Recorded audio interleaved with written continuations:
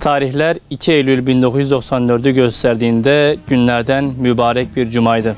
Sahibi olduğu kitabevi yakınlarındaki bir camide cuma namazını eda eden Vasfi Tekin tekrardan kitabevine döndü. O esnada kitabevine giren iki PKK mensubu tarafından çapraz ateş altına alan Vasfi Tekin'in narin vücuduna 4 Kalaşnikov mermisi isabet etti. Rabbinin rızasına erişebilmek için İslami faaliyetlerden taviz vermeyen Vasfi Tekin, aşık olduğu Rabbin huzuruna şehadet mertebesiyle ulaştı. Şehidin oğlu Hakan Tekin ise duygularını İlke Haber Ajansı'na anlattı.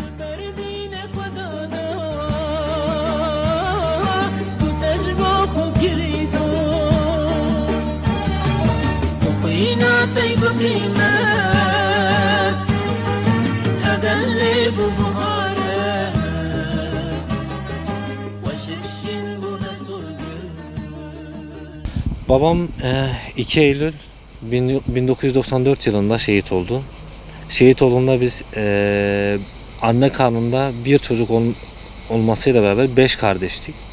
Ablam 7, abim 5, ben 3, ben bir önceki kız kardeşim 2 ve anne karnında da işte doğmayan bir evladı vardı.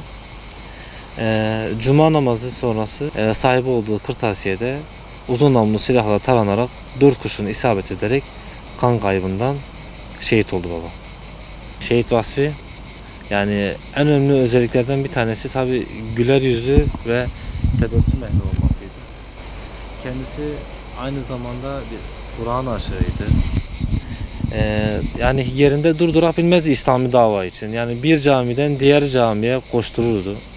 Allah'ın davasının yani yükselmesi için mücadele eden birisiydi. Yani özellikle babamın en çok sevdiği şey de gençlere İslam'ı anlatmaya çok düşkündü ve çok severdi. Bunun yanında akrabalarla olan ilişkisi, çocuklarla olan ilişkisi, yani çocukla çocuk, tamam, büyükle büyük olurdu ve çok güler yüzlü ve tebessüm sahibiydi kendisi. Bir de kendisi devamlı Adana'nın ilk şehidi olmayı arzuluyordu. Yani İslam'ın mücadelesiyle göze çarpıyordu babam Vasfi.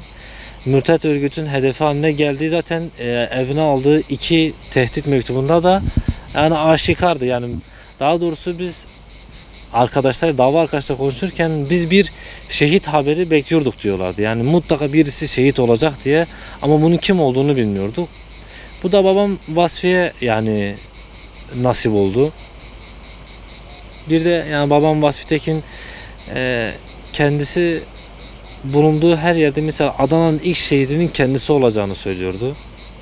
İşte tarihler 2 Eylül 1994'ü gösterdiğinde ise işte mübarek bir cuma günü cuma namazı sonrası kendi sahibi olduğu Tekin Kırtasiye'ye gidiyor.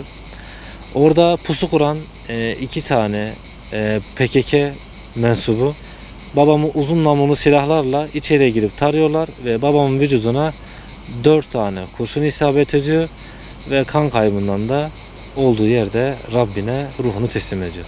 Şehit edildiği yer yani Kırtasiye, Adana'nın Yüreğir ilçesine bağlı Çukurova Caddesi'nde bulunuyor orada. Şöyle insan daha önce tatmış olduğu duyguya belki özlem duyabilir. Biz herhangi bir babaya bir özlem duyulması için yani öncelikle o duyguyu tatmak gerekiyor.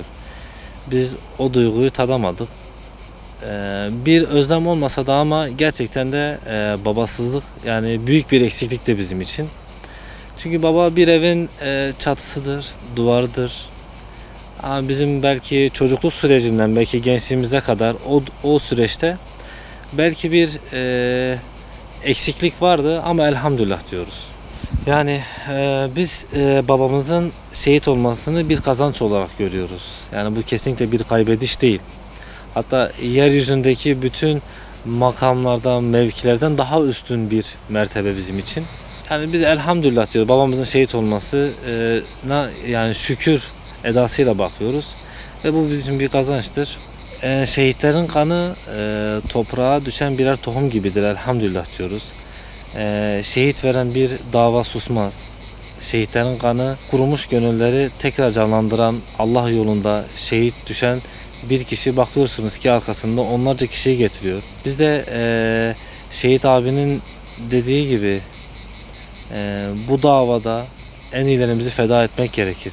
Yani demek ki babam o zaman yani Adana'da belki en çok isteyen ve en çok hak edendi. Elhamdülillah. Onun şehadeti bizim için bir kazanç, ümmet için bir kazançtır yani. Ama Allah Müslümanlardan razı olsun. Yani gerçekten de varlıklarını her zaman bize hissettirdiler. Maddi manevi. Ya, maddiyat belki çok arka planda ama manevi boyutu bizim için çok değerli. Evet, Şehit Hüseyin Şen babanın dostudur. Beraber yani bu davaya sırt almışlar. Bir gün birisi işte bizim evimize geliyor. O sırada da Hüseyin Şen de bizim kendi evimizde yani kapının önündeydi. O kişi babamın bir kişinin babamı çağırdığını söylüyor. Beraber tanış oldukları birisinin babamı çağırdığını söylüyor. Hüseyin Şen bu durumdan işkileniyor ve gelen kişiyi işte darp etmeye kalkışıyor ama babam bu duruma yani izin vermiyor. Belki o kişi kurtulup bizim kendi olduğumuz mevkide böyle dar bir alan var yani dar bir çıkmaz sokak bizimki. O alandan kaçmaya başlıyor. Şehit Hüseyin Şen bu gelen kişinin peşinden koşuyor. O sırada o bulunan arada iki kişi orada pusu kurmuşlar. Şehit Hüseyin Şen o araya girdikten sonra iki kişi uzun namlulu silahlara onu tarıyorlar ve bu arada da Şehit Hüseyin Şen orada yaralanıyor. Babam işte o durumdan hemen koşuyor. Mesela kendileri birbirlerine söz vermişler. Babam her zaman söyler Adana'nın ilk şehidi ben olacağım diye. Orada tabii ona haykırıyor yani ben olacaktım sen niye gittin diye. Hüseyin Şen o sırada şehit olmuyor ama gazi oluyor, yaralanıyor. Ve o kurşun yarasının verdiği acıyla beraber 1998 yılında 29 yaşındayken zaten Şehit Hüseyin Şen 29 yaşında, babam ise 35 yaşında şehit oluyorlar. Ama ilk önce Adana'nın ilk şehidi babam Şehit Vasfi Tekin.